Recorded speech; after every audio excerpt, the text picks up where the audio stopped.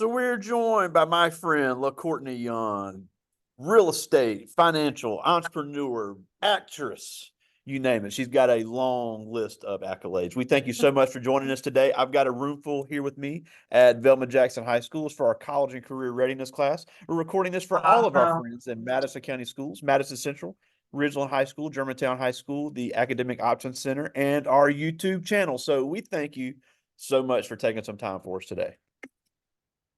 Thank you so much for having me today. I'm excited. I'm excited to talk with you all Yeah, today. and it's so important because you hear so many young people talk about goals they have after high school, after college, about wanting to own a home, and we will definitely talk about that because I know it's a real possibility and it's a real dream, but there are things that have to happen before then. But before we get to that, let's talk a little bit about your background because I know you're from Southwest Mississippi and you went to Jackson State and then you got your MBA from Belhaven. So take us a little bit through that path because we do have some still making college decisions and, the HBCU and then a MBA at a PWI. So just tell us a little bit about your education background. Yeah, really quickly. So, believe it or not, in high school, well, growing up, I only wanted to attend one college, one university, and I only applied to that one university, and that was Spelman College. I wanted to go there. And grew up saying, I want to be an attorney, I want to be a lawyer. And so I had that set. Anytime you ask, as a young girl, what do you want to do? What do you want to be? I want to be an attorney. I want to go to Spelman. I got into Spelman. I got down to Spelman with my parents summer after graduating from high school. I walked around the campus. I walked around the buildings that I would be having classes in and everything because I was going to major in criminal justice. That's where I wanted to start. And I just didn't have the feeling that I thought that I would have being on the campus. And I was like, something, what am I missing? What is it? It's not what I thought it would feel like. And then I thought about the time when I was in high school, Port Gibson High. I was Miss Port Gibson High my senior year. And so I represented my high school and I will go and travel to colleges and universities and represent my high school. And I remember the time that I attended an event at Jackson State my senior year. And I remember that moment, what that feeling felt like being on the campus of Jackson State for that day. And I looked at my mom and I was like, I want to go to Jackson State.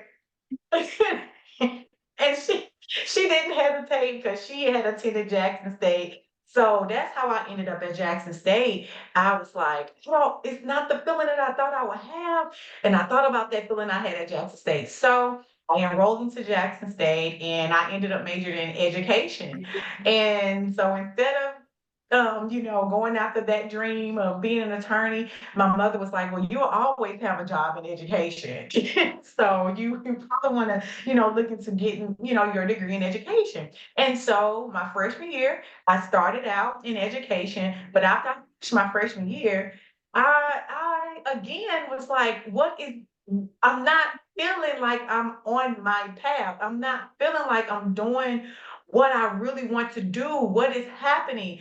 And so I sat down and I evaluated and I just went into myself. And then God reminded me of the moment when I was a young girl and I realized I want to be an actress. I realized that all of this time, I really want to be a performer. And so I told my mom again, Mom and Dad, I want to be an actress, so I need to figure out what I have to do that. Because as a young girl, I grew up loving to watch films, and I would study the actors, and I would study how they performed, and I didn't realize then that's how I was watching movies and everything, like actually studying the actors. Then I saw my mom in a stage play, and that's really what opened my eyes up to acting. And so when I Wow. told my parents want to be an actor. So they helped me figure out how to do that. And I ended up changing my major at Jackson State to speech communication, dramatic arts. And when I tell you all, the moment that I walked into that building and started taking those classes, and the moment that I was on stage for the first time, performing my character for a play, I found me. I found what my purpose, what my calling, what drives me, what motivates me. So I said all that to you all so they can hear that in life, you are at an age in your life, at a point in your life where you are about to truly discover who you are and who you're meant to be in life. And you have to allow your heart and your spirit to guide you to who you are and what you're meant to do on this earth. And that's what I ended up doing. So that's how I ended up at Jackson State. And Yeah, then, and we're just 2 weeks away from graduation, so that's coming quicker than they yeah, realize. yeah, yeah. So that's how I ended up at Jackson State, taking time to really think and really feel what I was feeling. Am I happy? And is this exciting? And when I realized that it really wasn't, I kept tapping into myself and asking, what is it? And then I finally found it. And I've been an actress for 20 years, theater and film.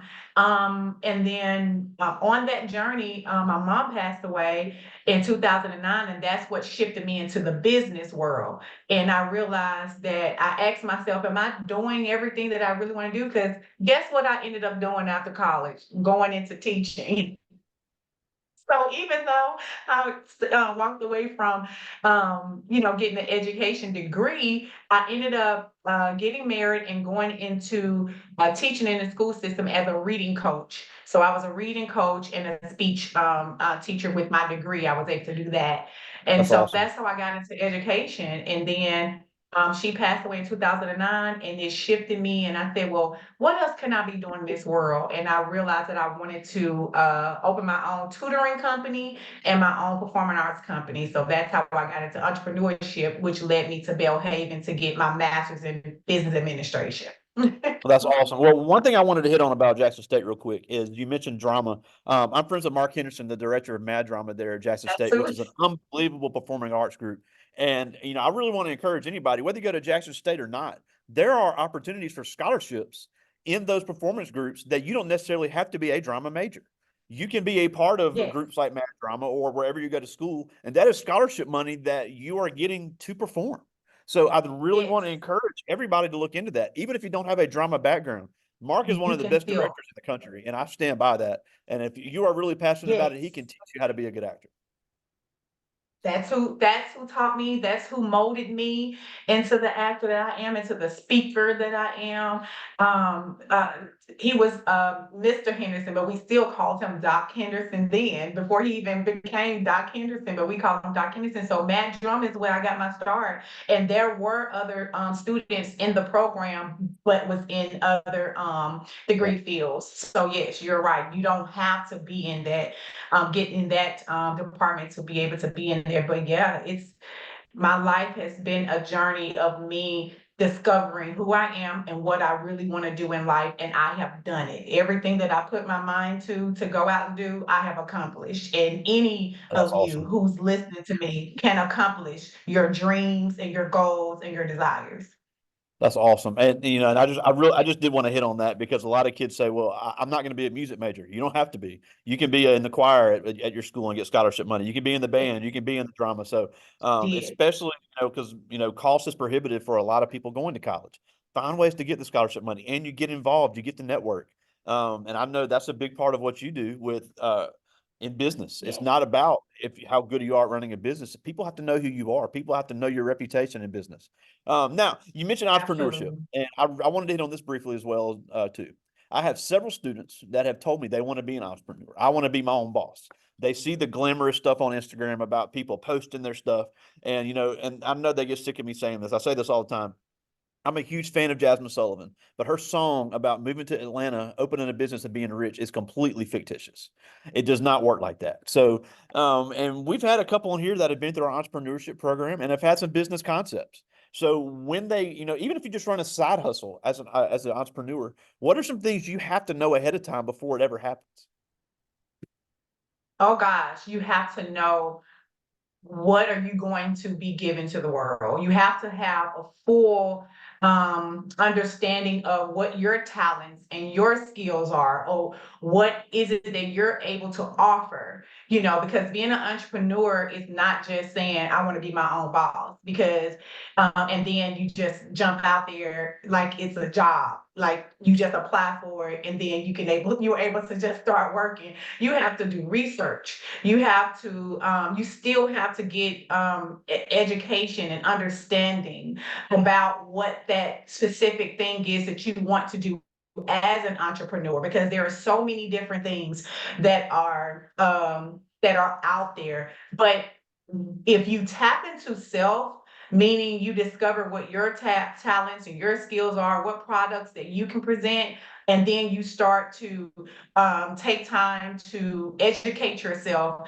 on how to be great at that, what it's going to take to be great at being an entrepreneur and offering that, then you will make it. But it's not just jumping out and say, okay, I want to do this. You have to, it's a lot. You have to prepare yourself. You have to know how to operate that business. So maybe going to get your master's or no, well, not master's, but maybe going to get your business degree is going to help give you the foundation you need so you can be that entrepreneur.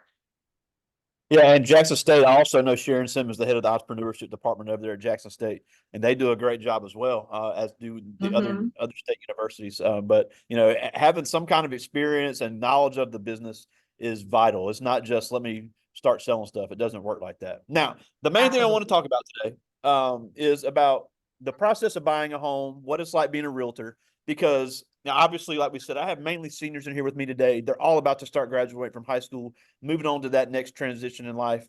And I told them yesterday, you can share all the memes you want about I'm going to have this house and I'm going to have this and that. And that's great. I want them to have the dreams, but there's a process, a very complicated process that has to take place first. It's not just let me show up and I'm going to buy a house. Unless you have about $250,000 sitting around, it's not just going to be, let me write the check.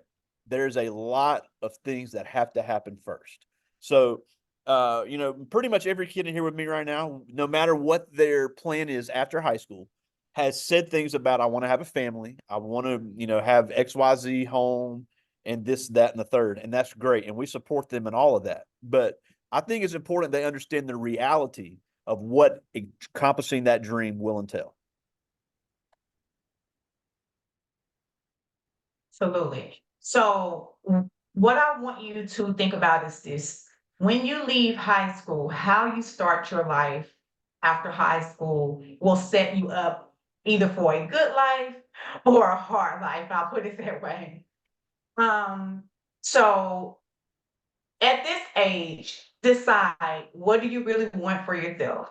What do I really want for myself? Am I ready to go into college? So let's talk about those individuals that say, I know I'm ready to go into college. So you go into college, you tap into that college life, college, world, you're taking classes. So you're still pretty much gonna be on a schedule. You still gonna be on a disciplined schedule, kind of like when you were in high school. So it prepares you for the next phase in life, for the real world. So college does prepare you. It teaches you how to manage your time. It teaches you how to be disciplined, because now you don't have mom and dad that's going to be trying, waking you up in the morning to catch that bus. Don't miss the bus, get to school. Now it's all on yourself. Now you have to become disciplined in your own life. So life is about being disciplined and being focused, right? It's about being disciplined and being focused. So you go into college, you get that degree. While you're in college, you need to start then. It starts then with making sure you're making the right choices for yourself when it comes to your finances, when it comes to credit, because when you go into college, you're going to be hit with a lot of credit entities saying, hey, you can get this credit card. I thank goodness that my parents scared me about credit cards. So when I went into college, I didn't just get credit cards. And so I went through college and even through my adult life with a 820 something credit score. But however, I was not utilizing credit properly because I was afraid to truly use, credit, right. The only thing that I did get was like the department store card, and I would use that and pay that on it. So that's what did keep my score at a good thing, because the department store cards that I was using to buy clothes helped me. So this is what I want you all to know. These are the tips that I want you to have. Whether you are going into college or you're going right into the workforce, I want you to think about how you start utilizing credit, because that plays a major role in anything that you want to do in life. Get a car, house, even apartment. You have to have good credit. Having good credit is the number one thing that you have to make sure. One of the number one things you have to make sure you're focused on. So it's not going to get credit cards and maxing them out because you just swiping and swiping and swiping. You have to know how to properly use that card. And the way to use that card is to only use a percentage of the amount that you have, and then pay it back. You're gonna be making money. You're gonna think about when you go to the gas station or you go to a restaurant, you're using your cash to buy gas. You're using your cash to pay for food. Well, you have that in your bank account. And please, you all open up a bank account. Do not use these other entities. Don't think Cash App is the way to, just only get money and Thank keep you. money. Open Yeah, up a I bank use account. Cash App too, but that is not a bank. Not for, yes, for, you can use it for sending, receiving money, but you need to have a bank where your money sits, because they're also going to be looking not only at your credit, but your bank. You're going to need your bank statements to show that your steady flow of income that you have coming in. That's what helps to dictate how much house you can afford as well, if you can afford to be a homeowner. The next thing is just making sure that you go out into this world and you start paying your bills. When you have bills, because you're going into adulthood, you're gonna start having bills that you're gonna have to pay. Pay them on time. So if you're supposed to pay by the fifth, pay by the third if you can, but absolutely pay on the fifth, because anything after the fifth is considered late. After 15 days, it's late. So always just pay what you have to pay and pay it on time. These are tips that I'm giving you, like the three major tips that I can give you, just starting off life right, going into your adult life. Not just, trying to live this lifestyle and you're overspending the money that you have. Budget. Learn how to budget what you bring in. Spend money on the needs, so then you can have the extra to spend on the little things that you want, right? So those are the three major things that I want to tell you all that you have to go into this world and be focused and disciplined about, is your credit, how you utilizing credit. And then when you start getting bills, paying those bills on time, and then budgeting. Like budget. Don't live a life that you can afford. Live the life you can afford. Yeah, and then and I agree with all that, and we've had several people say that, so I hope at some point it's getting through. But then, once you do graduate and you have that degree and you want to start a family, what are the steps you would need to take if you wanted to start the home buying process? Because Yes, obviously you need to find a realtor, but there's yes. things that have to happen before that and things that have to happen after that. Absolutely. So having a great realtor absolutely is the utmost thing. I'm the great realtor, but having a great realtor is the first thing that you can do when you know you're ready. That realtor is going to walk you on that journey and help guide you and make sure that you get to the closing table. But before that, what you can be doing are those things that I mentioned before, making sure that you're keeping your credit at least 580, 640 above. You want to be there. 580, because there are some lenders that can approve you at a 580, but 640 above is a better standing with your credit. Making sure you're paying your bills on time. If they see that you have constantly been late on payments, that's going to be a hit, and kind of lead you to not being able to be approved. Also, saving. Take time when you're making your money, take time to save, put a little to the side. Put a little money to the side, even if it's $20 per check that you just put to the side to just sit over there. So when it's time you get approved for your loan, there are going to be expenses that you as a buyer have to be prepared to pay for. So a lot of people think that it's just, I just get approved for a loan and I use that loan to purchase a home. Before you even get to the closing table and get that check in your hand to pay for that home, there are what we call pre-closing costs. So there are expenses you as the buyer have to be prepared for, and that is called the earnest money. So once we do find the home and we go under contract, you have to be prepared to pay or to deposit 1% of that purchase price. So if you find a $200,000 home, you have to have in your bank ready $2,000, and that is the earnest money that you call some. Pretty much you can call it like a deposit that you put to pull that Yeah. house off the market, so then we can go through the next process. So 2,000 will be coming out of your bank account all, once you go under contract. Then you have your home inspection. That home inspection is gonna cost you. That is pre-closing costs, out-of-pocket fee for the buyer, have to pay that home inspector. So that's gonna be 300 or less, between 250 to $300. And you have to have what, now $2,300 at least sitting in your bank account ready to go as you start your home buying journey. Then you have the appraisal process. That appraisal process is to make sure that that home is set at its value price, that you're not overpaying for a home. And so that right there is about $650. So now we have about what, 650, 300, that's almost, that's 1,000. So now you have to make sure you have about $3,000 at least. So I always tell my clients to make sure you have at least $3,000 saved up for home ownership, because before we even get to the closing table and you have to you're able to use that loan that they've given you, you have to have that money in your bank. So it really does, it's a very important that you think about how you start your life, how you manage your money in your life. So when you make your income, know you're tempted to pay bills and then spend money on everything else, but also think about saving. Yeah, and also it's so important to not skimp costs. I mean, I'm not even an expert, and I can tell you, you're absolutely outside of your mind if you try to buy a home without a home inspection. And unfortunately, sometimes if somebody knows that somebody's a first time home buyer, they will try to take advantage of that. And people can have been ripped off. People have been scammed because they say, look, you don't even do the home inspection. You can save $400. You're absolutely crazy if you do that. Yeah, absolutely.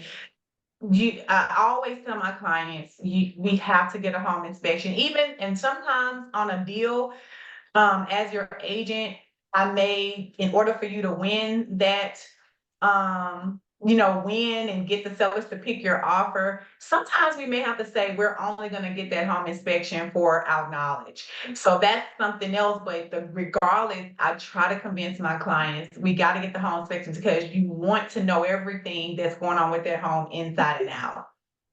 Yeah, and then still before you get to the closing table, you've got insurance that has to be purchased. There's so many other things that really, 17, 18-year-old kids aren't thinking about. And I get it. When I was 17, 18, I wasn't thinking about it either. But these are things that need to be budgeted for. You can say Absolutely. I'm making X amount a month at my job, and that's great. But there are things that you have to account for you may not have had to account for before. Absolutely. Absolutely. Well, because I got so many good Yes, ones, I sir. want to go ahead and get to some of these questions, because these are some of the best questions we've had since we've been doing this. So I want to get to as many of these as I can, and I'm glad they're thinking about this at least because, like I said, every senior here with me right now, I think with the exception of two, are planning on going to either community college or university next year. And then the ones that aren't still Perfect. have plans to get into careers. But this, like I said, the time's running out on all of them. At some point, everybody's hit with the reality of high school's over, and you got to start making real decisions. But this first one is Christian Mitchell. She's Mhm. a member of our powerlifting, track, and volleyball team, and she's going to Hines and is going to get into the culinary program to be a chef. But she asked, what are some ongoing costs of homeownership beyond the mortgage that people forget to budget for? What are some ongoing costs? Some ongoing cost of homeownership beyond just the mortgage that people forget to budget for. Yes, good question. So you have your home insurance. You absolutely want to have home insurance. And that home insurance is going to be based on the background of the home. So it ranges, that amount ranges, but it is a monthly cost as well. So for an example, it could be I would say it could be like $150, $200 a month. So you definitely have to be prepared to make payments on your home insurance. So that's one expense outside of your mortgage that you have to be prepared for. Your taxes on the home. What's the great thing about the taxes on the home is that it can be written into your mortgage. So when you pay your mortgage, then an amount a month is going to be going towards your taxes. So instead of having to pay that full tax amount at the end of the year, it has been paid up on per month. So that's one good thing about it. Of course, so let's talk about why you want to have that home insurance. Because anything or things that may happen with that home, you have individuals who are renters and they be like, well, it just feels good to be able to just call the maintenance, call the people at the office and tell them something is wrong and they get the maintenance man. Well, yes, you as a homeowner, if something happens, you have to be the one to call a professional to come in yourself to be able to handle those. And so if something happens with the hot water heater or something happens, with a leak or whatever, yes, you as a homeowner have to be prepared for that. But that's where your home insurance, your home warranty. So home warranty is an expense that we as a realtor try to work in the deal where the seller covers that for at least a full year. So your first year as a homeowner, you have rest in knowing that if anything or happens, you have home warranty. Home warranty also helps. But after that year, if we did get the sellers to make that payment, then in the following year, you as the owner will be responsible for the years after to make sure that you cover the expense of home warranty. So you have home insurance, which are two separate things. Home insurance, home warranty. Home warranty covers things that happen. You need to call a plumber, and then helps you to make those payments, right? It helps you to not have to pay so much out of pocket. Insurance, if something tragic or catastrophic may happen to your home, like there may be damage from weather, you may have a house fire. You want to have home insurance because that home insurance is going to cover those extreme damages. So those are two major expenses that you definitely have to be prepared for as a homeowner outside of just paying for your mortgage. Absolutely, and then you're probably looking at larger utility payments as well because most of the time it's a larger area. So if your electric Then your bill is utility, 75, yeah, absolutely. yeah, So outside of your mortgage, absolutely. Outside of your mortgage payments, and you're paying for your home, and now you have your light bill, you have your TV bill, you have whatever other things that you want to put inside that home. That's an expense. So let me tell you a great way. Let me tell you what helps me. So what I do is I write down how much income I bring in a month. Okay. And I go ahead and I write that down. And then I put my expenses, where my money is going out to. Once I get it, because we live in a life where we work and then we have to pay bills. We do. So then I write out my expenses. Where is my money going? So I write down how much is my mortgage, how much is my TV, how much is this, so I know how much of my income has to go towards my necessities, those bills and those things that I have to pay for. Now I look at what I have left over.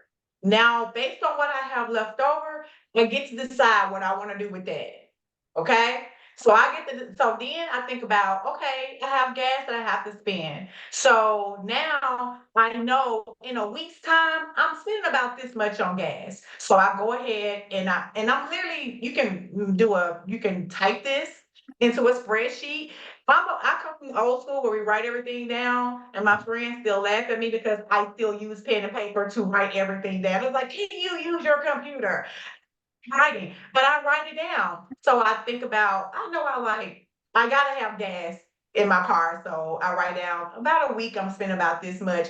This helps you all so much to know how much money you're bringing in and where is that money going. And that's how you're able to budget. That's how you're able to save because you're not just getting money and then just spending. You're seeing where your money is going and you're able to know, all right, this is what I have to do. And then you may have to cut back on some things. You Yeah, know, you may say, you know what?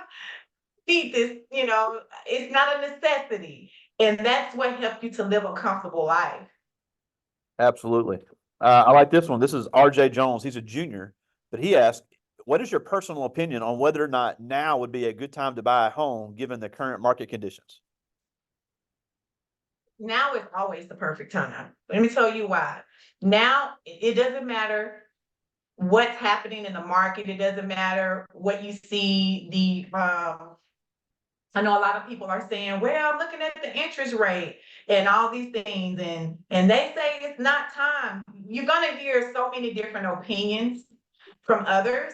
But what I always say to my clients is that as long as you know that you're in position and you're ready to be a homeowner, the time is now.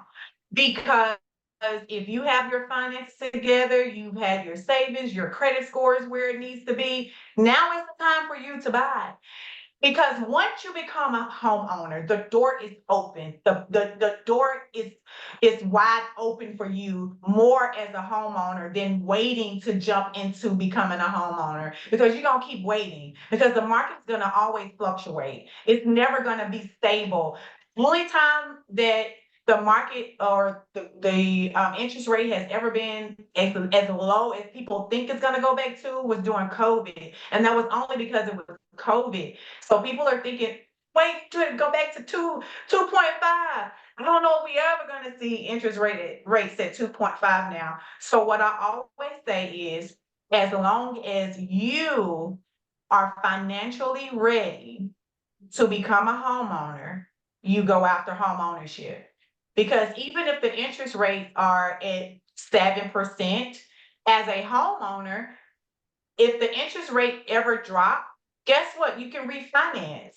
So you can reach back out to your lender and say, hey, I see that the interest rates are now at 5%. I would like to, so that's an option. And having a great real estate agent is gonna always keep you updated, keep you abreast of the market. Even as a homeowner, I stay in contact with my homeowners and I update them. I let them know, hey, just let you know, interest rates drop, check in with your lender and see if it's a great time for you to refinance, and then you can refinance at that lower. So the time is always now. Yeah. Now I do have several more. I'm gonna have to send them to you. I'm gonna have to message them to you so we can get some answers because we're almost out of Absolutely. time. And we thank you so much for joining us. But before we go, real quick, as somebody that grew up in the house of a realtor and whose mother was the president of JAR, I saw the real estate business evolve in the Jackson area. For the longest time, the only black realtor I ever saw was Carla Palmer. And I know she has been in the Jackson area for years. But the face of real estate has changed immensely in the last 20 years. So we need more young people to get into this field, even if this is as a part-time realtor. There are more and more black agents. I know our friend Brandy Harrington, who's been with us before, is one of the top brokers in the area. Misha Edwards, Yes. just off Yes, the top of she my head, is. two great local black realtors that are doing some great things and making a lot of money. There's a lot of money to be Yes, made in this field. But it's important that we get more diversity in real estate to help educate more young minority kids because a lot of their families were never taught this. It's not that they're stupid; they just were never told. absolutely. So they have all these dreams, they have all these things they want to accomplish, and in the school we're behind all of them. But first of all, why should they really consider getting into this field, and what should they know as the realities of being homeowners as young black kids in Mississippi? Yes. Great question. Because if I had known about real estate and that's something that I could do coming out of high school, I probably would have started looking into real estate at an early age. So what a lot of people don't know, and a lot of young people don't know, is that you can start real estate at 18. Yep. You can start real estate at 18. And so think about this. This is how I see it. Every age group should be able to have peers that can help them in some aspects of life. There you go. There you So go. why not it be you? If you have interest in a heart to serve and help others, because it's a service that we're doing.